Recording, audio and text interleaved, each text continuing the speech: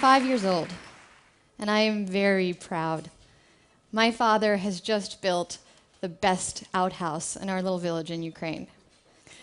Inside, it's a smelly, gaping hole in the ground, but outside, it's pearly white formica, and it literally gleams in the sun. This makes me feel so proud, so important, that I appoint myself the leader of my little group of friends, and I devise missions for us.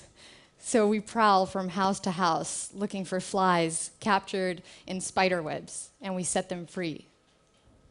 4 years earlier, when I was 1, after the Chernobyl accident, the rain came down black, and my sister's hair fell out in clumps, and I spent 9 months in the hospital.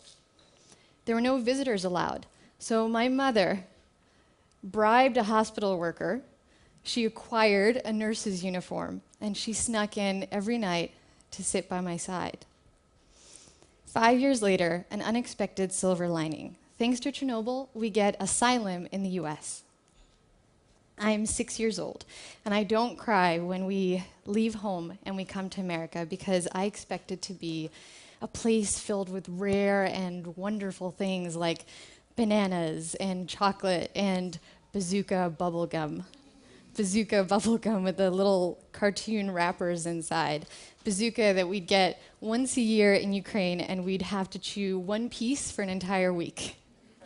So the first day we get to New York, my grandmother and I find a penny in the floor of the homeless shelter that my family's staying in. Only we don't know that it's a homeless shelter. We think that it's a hotel with lots of rats. So we find this penny kind of fossilized in the floor, and we think that a very wealthy man must have left it there because regular people don't just lose money.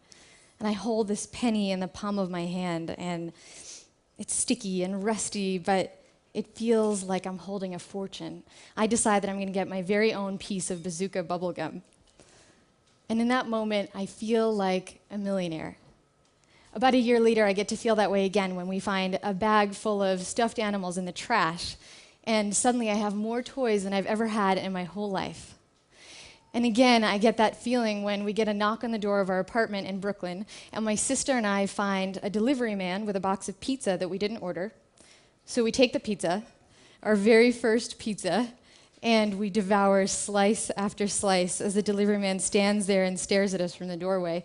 And he tells us to pay, but we don't speak English. My mother comes out, and he asks her for money, but she doesn't have enough. She walks 50 blocks to and from work every day just to avoid spending money on bus fare. Then our neighbor pops her head in, and she turns red with rage when she realizes that those immigrants from downstairs have somehow gotten their hands on her pizza. Everyone's upset, but the pizza is delicious. It doesn't hit me until years later just how little we had. On our 10-year anniversary of being in the US, we decided to celebrate by reserving a room at the hotel that we first stayed in when we got to the US.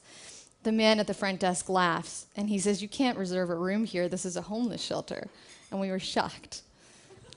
My husband, Brian, was also homeless as a kid. His family lost everything, and at age 11, he had to live in motels with his dad. Motels that would round up all of their food and keep it hostage until they were able to pay the bill. And one time, when he finally got his box of Frosted Flakes back, it was crawling with roaches. But he did have one thing.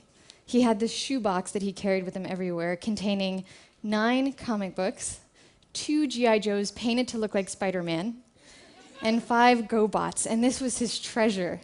This was his own assembly of heroes that kept him from drugs and gangs and from giving up on his dreams. I want to tell you about one more formerly homeless member of our family. This is Scarlett. Once upon a time, Scarlett was used as bait in dog fights. She was tied up and thrown into the ring for other dogs to attack so they'd get more aggressive before the fight. And now, these days, she eats organic food and she sleeps on an orthopedic bed with her name on it. But when we pour water for her in her bowl, she still looks up and she wags her tail in gratitude.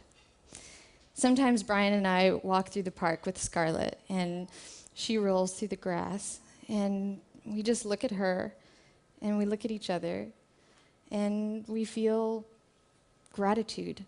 We forget about all of our new middle class frustrations and disappointments, and we feel like millionaires. Thank you.